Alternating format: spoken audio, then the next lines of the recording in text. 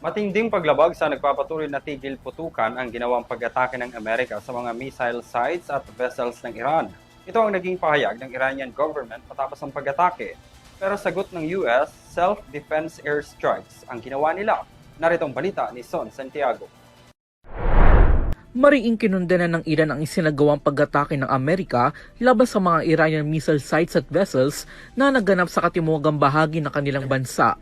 Sa official statement na inilabas ng Iran Foreign Affairs Ministry, sinabi nito nakagawa ang Amerika ng grave violation o matinding paglabag sa umiiral na ceasefire dahil sa anilay iligal at hindi makatarungang mga aksyon.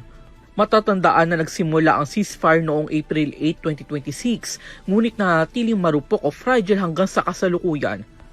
Ayon kasi sa US Central Command nitong Lunes, nagsagawa sila ng tinawag nilang self-defense strikes laban sa Iranian missile launch sites at mga vessels na naglalagay ng mines.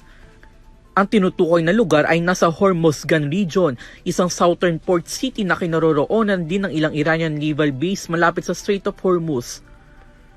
Gayunpaman, wala namang ibinigay na eksaktong petsa kung kailan mismo ito naganap. Sa parehong pahayag ng Iran Foreign Affairs Ministry, sinabi nitong ipinapakita lamang ng naturang insidente ang bad faith o masamang intensyon ng Amerika, hindi lamang laban sa kanilang bansa at mga mamamayan nito, kundi pati na rin sa international community. Naging prangka pa nga ito at pinabatid kung bakit nanatiling wala silang tiwala sa Amerika. Bukod pa sa paglabag sa ceasefire, malinaw na paglabag din daw ito sa Article 2, Paragraph 4 ng United Nations Charter. Nakapaloob dito na ang lahat ng miyembro ng United Nations ay dapat umiwas sa paggamit ng pananakot o puwersa laban sa territorial integrity o political independence ng ibang estado. Nagbigay pa nga ng babala ang Foreign Ministry na maaari silang gumanti kaugnay na naturang pag-atake. Samantala hindi pa tiyak kung ano ang magiging epekto na naturang kaganapan sa nagpapatuloy pa rin na peace talks ng dalawang panig.